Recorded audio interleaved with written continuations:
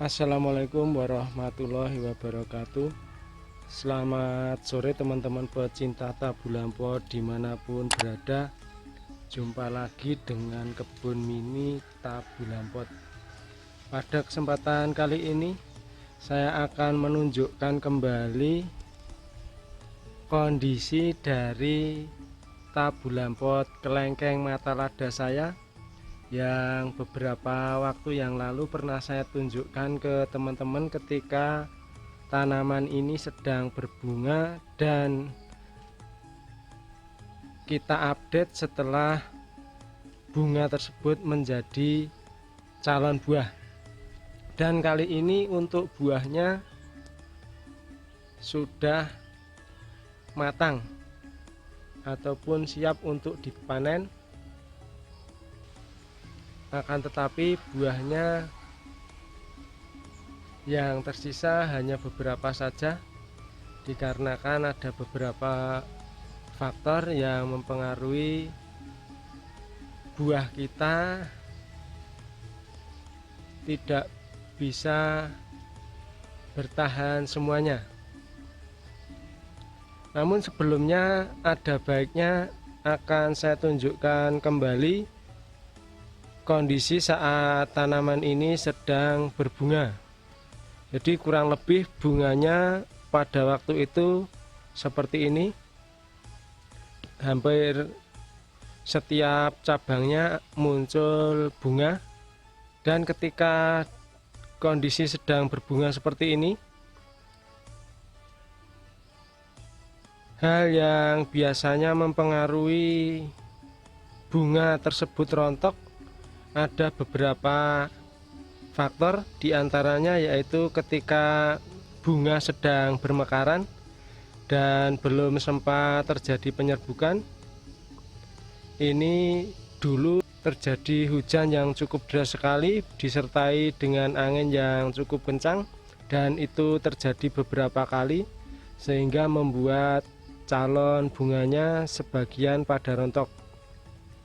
Selain itu biasanya yang memacu kerontokan bunga yaitu ketika siang hari kondisi media tanamnya biasanya bisa dianggap kering ataupun tidak lembab lagi ketika tidak kita bantu dengan menggunakan infus dari botol bekas air mineral.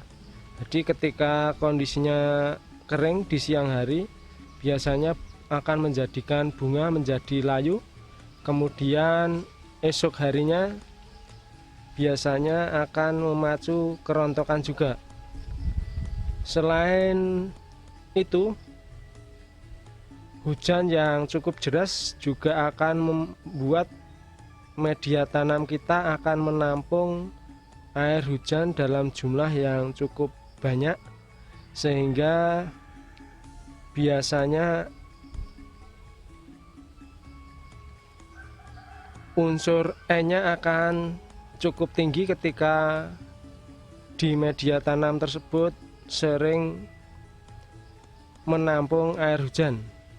Hal tersebut biasanya juga dapat memacu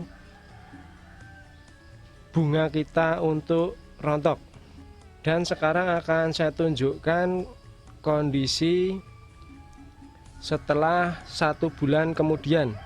Jadi kurang lebih kondisinya seperti ini. Jadi untuk bunganya sudah menjadi calon buah, dan ketika sudah menjadi calon buah seperti ini biasanya akan sedikit lebih tahan terhadap kerontokan, asalkan seperti tadi untuk media tanamnya tetap kita jaga kelembabannya. Kemudian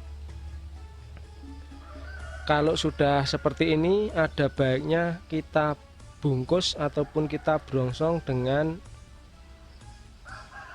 pembungkus buah agar tidak mengundang binatang malam. Kalau di saya dinamakan codot ataupun kalong, karena walaupun calon buahnya masih sebesar ini biasanya juga bisa mengundang codot ataupun kalong tersebut untuk memangsanya. Dan perlakuannya agak sedikit berbeda ketika sudah berubah menjadi calon buah seperti ini. Yang kita masukkan tidak hanya air saja di botol infus, akan tetapi kita seling dengan menggunakan pupuk buah agar nutrisi bisa tercukupi ketika diserap tanaman untuk pembesaran buah. Untuk video selengkapnya mungkin bisa dilihat di video sebelumnya, dan linknya akan saya sediakan di kolom deskripsi. Dan setelah 1 bulan kemudian, calon buah tersebut akan menjadi buah seperti ini. Dan tentu saja kalau seperti ini sudah siap kita panen.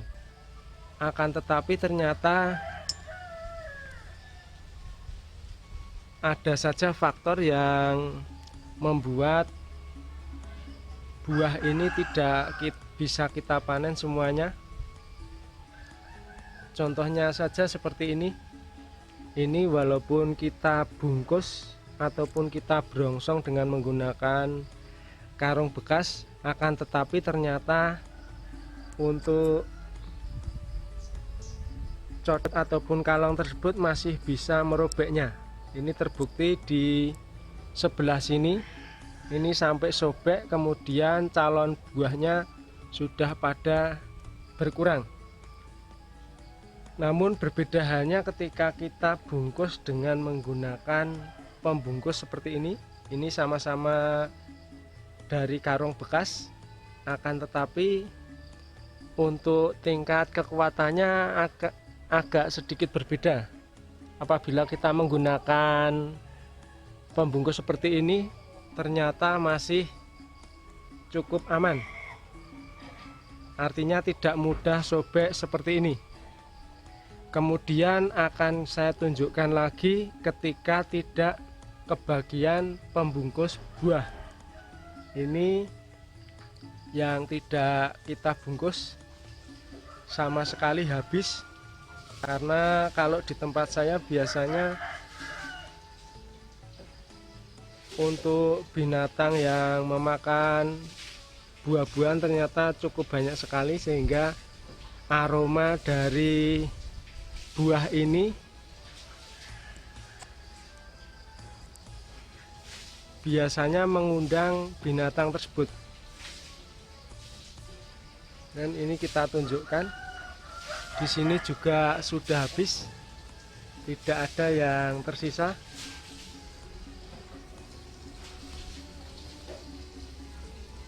Di sebelah sana masih ada, karena ini memang terbuka, dan untuk pembungkusnya saya juga menggunakan pembungkus seadanya, sehingga tidak bisa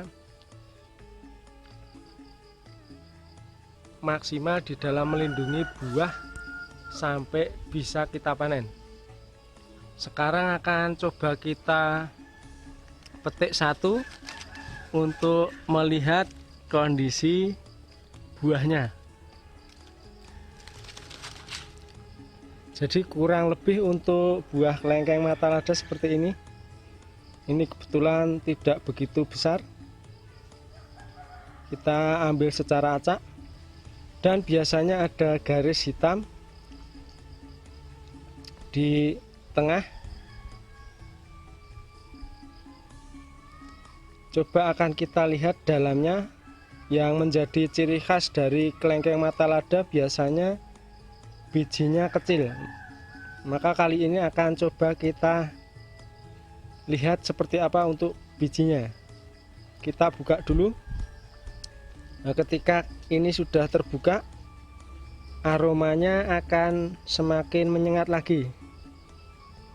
Untuk kondisi kulitnya hampir sama dengan kelengkeng lainnya, dan daging buahnya kandungan airnya juga lumayan banyak, akan tetapi tidak sampai becek. Kemudian kita lihat untuk daging buahnya. daging buahnya lumayan tebal.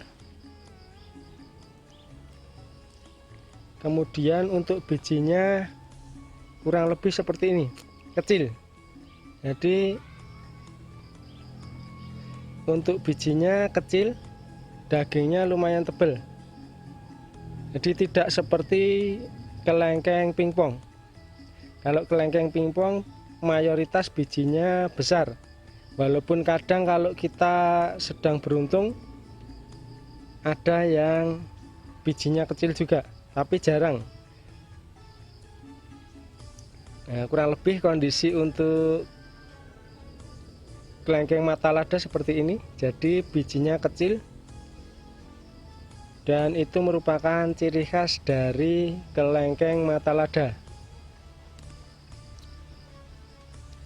Mungkin akan coba kita rasakan untuk tingkat kemanisannya. Ternyata manisnya tidak kalah dengan kelengkeng jenis pingpong. Mungkin malah sedikit lebih manis kalau yang ini. Walaupun ini sering diguyur hujan, akan tetapi tingkat manisnya masih dominan.